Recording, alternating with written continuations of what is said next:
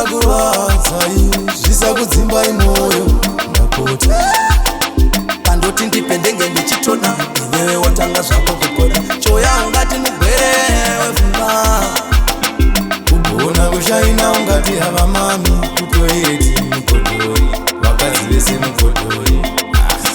vakadzi vanodada nezvinhu zvavo vakadzi shuwa vanodada nezvinhu zvavo vakadzi vanodada nezvinhu zvavo tipo biti mafana ndiudze mabhebi ano shaina tipo biti mafana ndiudze mabhebi ano shaina vakadzi vese vanonhuwa fishi matongo chaina chinhuwa shure vanozvikonera wai musuri mutoto musatanyo vakadzi vanodada nezvinhu zvavo vakadzi shuwa vanodada nezvinhu zvavo vakadzi vanodada nezvinhu zvavo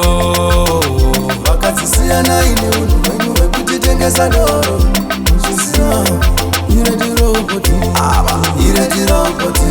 vanofunga kuti uchadei apa vakurova pei pane chimwe chinhu chekuti ukachitarira unowa kufa matama echinhu here kana kuti ndeyaholi ini ndofa wangu ndavekuwira mugomba ndakatarisa nekuti ndashandisa mari yangu ini vakadzi vanodada nezvinhu zvavo vakadzi shuwa vanodada nezvinhu zvavo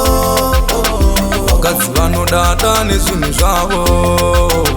anoti handisi kilasi yako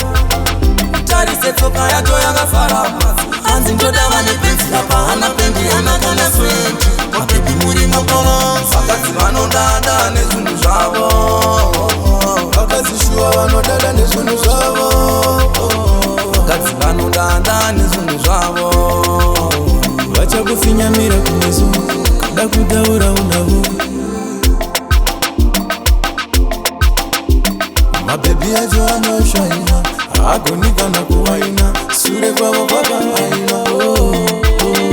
panoti ndipendenge ndichitona iwewe watanga zvako kupota choya ungati mugwerewe pfungwa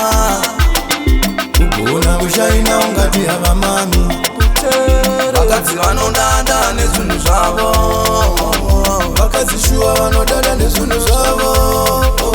vakadzi vanodada nezvinhu zvavo